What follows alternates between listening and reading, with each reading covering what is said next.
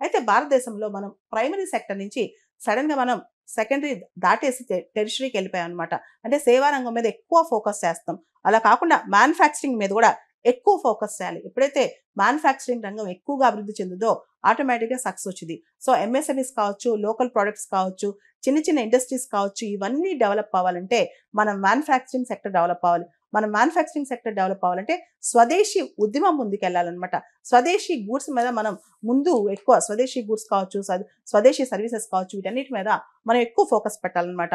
దీనివల్ల మన రైతులకి, మన హస్త కళాకారులకి వీళ్ళందరికీ ఆదాయం కల్పిస్తాం. మన ఎంఎస్ఎంఈస్‌కి ఆదాయం కల్పిస్తాం. దేశ ఆర్థిక వ్యవస్థని బలోపేతం చేస్తాం అనమాట.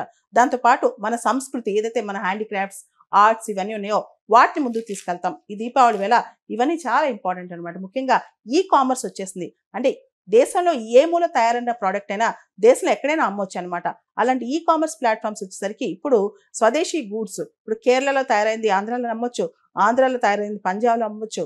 ఇలాంటి టెక్నాలజీస్ పెరిగిపోతున్నాయి. ఈ రోజుల్లో భారతదేశంలో ఈ స్వదేశీ 2.0 ఉద్యమం అనేది ఒక ఉద్యమంలో నాకు తెలిసి మోడీ గారు త్వరలో ఇది ఏదైతే స్వచ్ఛ భారత్ అనౌన్స్ చేశారో 2014 ఆ టైంలో అలా స్వదేశీ ఉద్యమం కూడా ఒక ఉద్యమంలా తీసుకొస్తారు. ఎందుకంటే మనం చూస్తే ప్రపంచవ్యాప్తంగా మారుతున్న పరిస్థితులు కావచ్చు, ఈ వాణిజ్యం సంబంధించిన యుద్ధాలు కావచ్చు, వీటిలో భారతదేశం ఇంత బలమైన దేశంగా ఉండాలి అంటే, ఇంకా బలోపేతంగా మారాలి అంటే, ఈ స్వదేశీ అనే మాటని ఒక ఉద్యమంలా 1905లో ఏదైతే ఒక మూవ్‌మెంట్‌లా ముందుకు తీసుకెళ్లారో, ఆ టైంలో స్వదేశీ ఉద్యమం టైంలో అలాంటి ఉద్యమమే మళ్ళా పుట్టబోతుందని చెప్పి నాకు అనిపిస్తోంది.